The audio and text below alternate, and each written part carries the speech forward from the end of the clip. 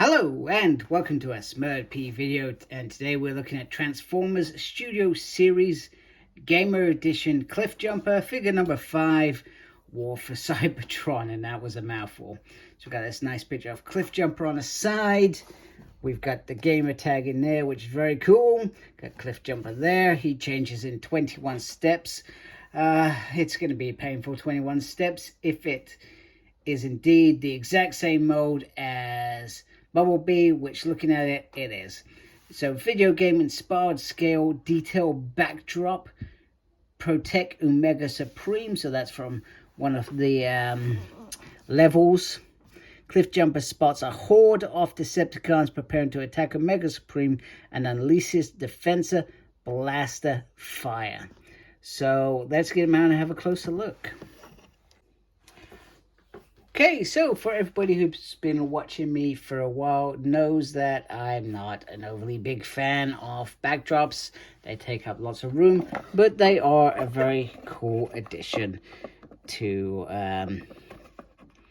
the Studio Series, etc. And it's that gimmick, but like I said, they take up too much room. We literally do not have room for that stuff. So let's have a closer look at Cliffjumper. So first of all, let's have a look at that head sculpt, and that does look very, very, very nice. Got the blue eyes in there, the little horns poking out, which have been a thing to identify Cliffjumper with for a long time. He is the same mode as we've already seen with Bumblebee. So we got this chest pointing out, and it was always the sort of joke that he was always the same sort of toy as Bumblebee, or so to speak. So, however, he was different in the original G1 cartoon. So, there's nothing really different on here. You got the nice little cool shield going on here. If you turn to the back, very, very straightforward. All the alt mode is top heavy, and you can store the weapons on the back if you like. You got these 4 little ports, and you could do it. I would have liked it if you could have got it a bit more so that you could stick them next to each other, and it just sort of, or perhaps like that. I feel like that would have been cooler than the way that they have it, but maybe that doesn't contribute to the what's the word, the alt mode at all. Maybe that will affect how that looks, so to speak. So you can get his shield up there. He does come with this little baby sword. It's got some nice little detail on there. And that can also be pegged on the back if you want to. Like so. Once again, it could have been better. That's just my opinion. Then we got the little sword there. That pops in there. And he looks like he's ready to go slay a dragon. Yeah, I'm just not a big fan of the sword element. I don't know what it is, but it also feels a little bit small, like a little knife. Now, if I remember correctly, I certainly know that Bumblebee used to, maybe I'm wrong, it used to be like a little effect in there. So it would have been cool if they could have found a way for it to flick in there. Now, the gimmick, which if you've watched any of my previous reviews, I'm not a fan of. So literally you pull this off. Rather than them being guns, you take that off and you add the little gun parts, the little gun parts on there. He's got his blast on there. Can you do it with 2 hands? No. It's only the one hand that has that element. I'm sorry, I've knocked my camera lots and lots of times. Let me just take a step back, and you can take that off. And you can add the other little blaster on there like so. And he has that, and that is very awesome. So the guns are pretty cool. I do like them, but I'm not a fan of this gimmick. But I guess if you're thinking about Transformers, a game, I'm pretty sure that's the sort of thing that used to happen all the time. But I'm not a fan of it. I think it ruins it, especially with Optimus Prime. That's probably the worst one, because his iron cannon is a significant weapon, and he could have just simply held it, as well as I think he holds the axe really well, but I think it's the blast that they've done. So articulation, so the head can move around.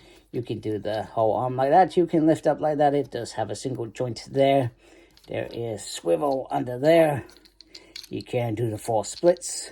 There's swivel on the thigh. You can lift that up quite nicely in there. Just be aware of this if you are getting him into those sort of positions. And then he has a little righty, not so much a lefty. Not much movement there either, which is a wee bit disappointing, but it's not the end of the world. So you can do some nice things with this figure. So I'm going to try and transform him off camera. I'll be honest with you, I'm not looking forward to this bit at all, because it does not, this robot does not transform very, very nicely at all. Okay, so I was not looking forward to transforming this little guy into his Orc mode, but I'm not sure if Hasbro have made a few little tweaks to the final mode, because I didn't have any problems this time, other than not putting this into place first. So considering that this isn't many steps, it should be generally an easy transformation altogether. I do have some minor scuffs on mine, which is a wee bit annoying, but it rolls quite nicely. As you can see, the wheels are quite nice there. You can put the weapons on the back, and as it's a Cybertronian mode, I don't so much mind it as Earth modes. You put the gun on the top, it does not turn, which is a wee bit irritating, because they've been very cool. And then the final weapon, you can just drop underneath there. There is a nice bit of space there. So I'm not sure what they did different. Maybe I just followed the instructions and didn't think about it as much. But Bumblebee was a real pain, and as far as I'm concerned, this is exactly the same art mode, the exact same transformation. So, but yeah, he's very cool. I'm probably a little bit more chuffed with this. I think when I did the Bumblebee review, at this point I was just completely frustrated. I probably had been doing it for like 40 minutes, and I ended up gonna check out somebody else's video, because, and usually I don't watch other people's videos until I've done my review, and then I can enjoy them and not be influenced by what they say, so to speak, unless I'm too excited for something. Then sometimes I do, but this certainly isn't a figure that I've gone to watch, so I'm going to enjoy seeing what other people's thoughts on it. But some beautiful detail on there. I love these little orange bits there, and especially in there, it's like a little hive in there. It looks very cool. The detail is very awesome all throughout this whole thing. It is a very nice red as well. So yeah, so I feel like I can recommend this. I'm not a fan of the gimmick. It is annoying and a little bit disappointing, but then I guess if I'm thinking about this from a gamer perspective, that's what these characters would have done in the game. They would have fired off their hands, or their hands would have transformed into guns and see things like that. So maybe I'm coming to enjoy these for what they are. I think it was Optimus Prime I was really disappointed with, because I think I would have kept it. I would have found it definitely hard to sell if it wasn't for that gimmick. That gimmick just made it easy for me to say, look, I'm not going to keep this because I don't like the gimmick. The axe is very cool, etc. And Megatron as well. Megatron was a lot better as well, because even though it had the gimmick, the Megatron gun was on there. So they should have just found 2 ways to do that with Optimus Prime, and that would have kept all fans satisfied, I feel. So there we go. So there is my review of Studio Series Cliffjumper. Let me know if you're getting it. As we stand, I've not seen any further announcements for further gamer figures, but there are plenty of options out there. I would love to see a Soundwave in particular.